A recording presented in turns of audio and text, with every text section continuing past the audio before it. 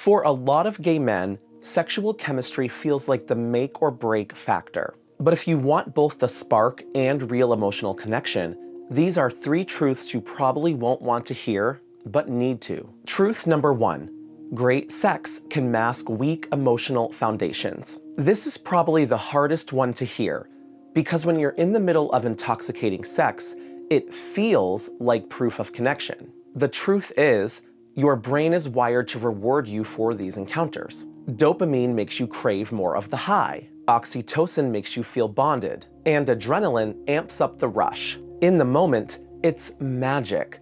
But those chemicals aren't a substitute for knowing someone's values, how they handle conflict, whether they're trustworthy, or if they'll truly show up for you when you're hurting. In the gay community, where attraction often gets filtered through aesthetics and instant chemistry, it's common to confuse sexual compatibility with long-term viability. You start thinking, if the sex is this good, everything else will fall into place. But sexual spark can actually become a smokescreen, hiding incompatibilities in communication style, emotional needs, or life goals. Here's the thing.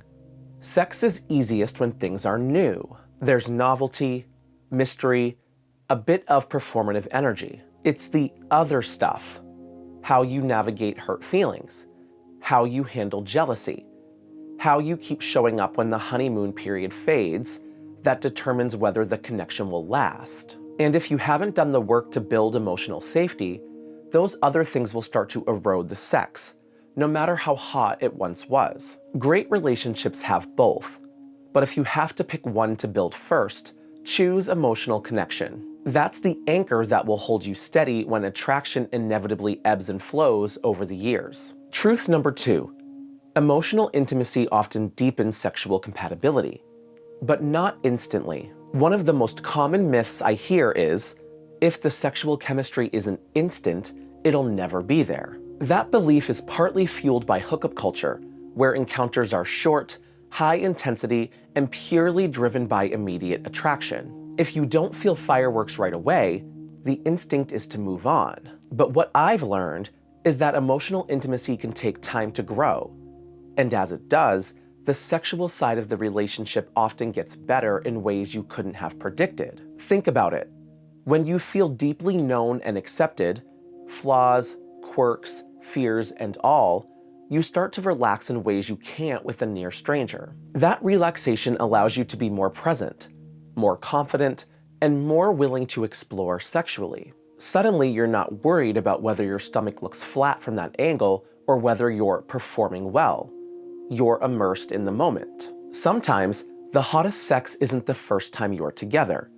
It's the 10th time, when you've learned how to read each other's bodies, anticipate each other's needs, and explore shared fantasies without fear of judgment. That's why the slow burn connections are so valuable. They may start with good, not mind-blowing sex, but they evolve into something much deeper and more sustainable.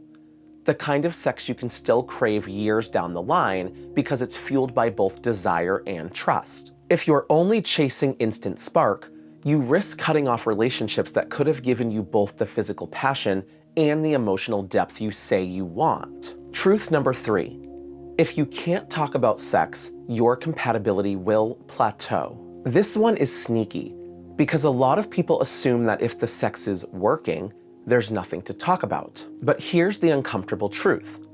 Every couple hits a plateau. Without intentional communication, sexual compatibility doesn't just maintain itself, it quietly declines. Many gay men avoid talking about sex with their partners because it feels unsexy, awkward, or too vulnerable. We're conditioned to believe that sex should be effortless, like if you're meant to be, it'll just work without discussion. But that's not how desire operates in long-term relationships. Sexual needs change over time. Stress, aging, health issues, and shifting emotional dynamics all affect what we want and how we want it. If you can't talk about those changes, resentment builds, attraction wanes, and the sexual side of your relationship starts to feel like a fragile house of cards. Here's the reality. Honest conversations about sex are one of the most erotic forms of trust you can offer your partner. Talking about what you like, what's not working, And what you're curious about might feel uncomfortable at first, but it's the only way to keep evolving together sexually. Emotional connection without sexual communication often leads to roommate syndrome, where you love each other but stop touching. Sexual compatibility without emotional safety often burns bright and fast, but can't handle the weight of long-term vulnerability. Balancing both means seeing sexual conversations as part of foreplay, not a threat to it. It's saying, I want us to keep learning together, not just in life, but in bed. That's the kind of energy that keeps a relationship from going stale. If you want love that lasts, build emotional connection first, then let the sex grow with it. Thanks for watching. If you're a gay man and these conversations speak to you, go ahead and hit subscribe. I post new videos every week about the things we go through: love, identity, healing, and everything in between. I'd love to have you be part of this community. Take care of yourself, and I'll see you in the next one.